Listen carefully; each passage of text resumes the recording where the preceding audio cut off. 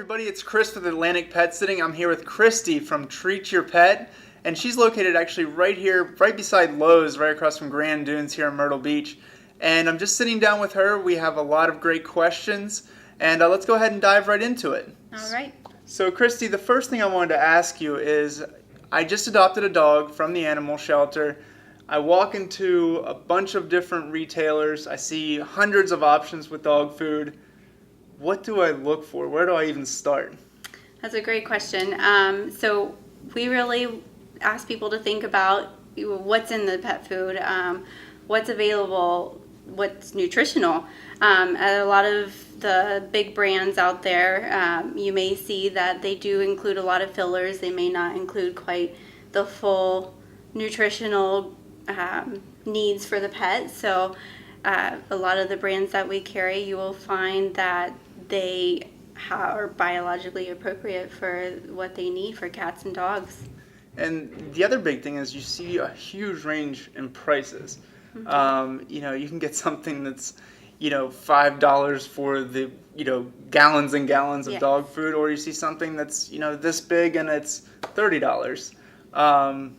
What is there a difference in ingredients in those things? A lot of times the biggest thing is there is a big difference in ingredients. A lot of the really cheaper foods do include corn, which is a filler, and it's not something that the dog or cat can use in their diet, so it just kind of helps fill them up but doesn't actually provide nutrient.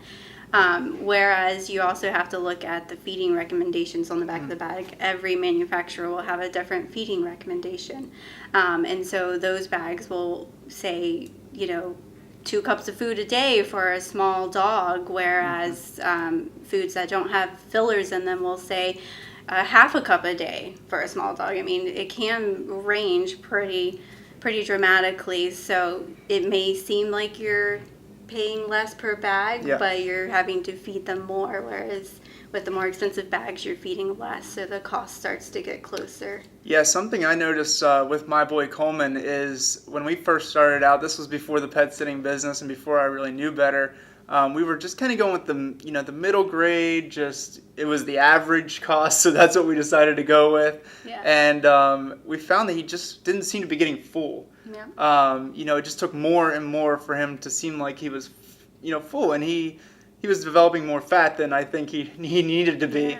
But then we switched to a good food, and we literally were putting like half the actual amount in his bowl, and it looked like we were feeding him a lot less, but he was actually getting filled.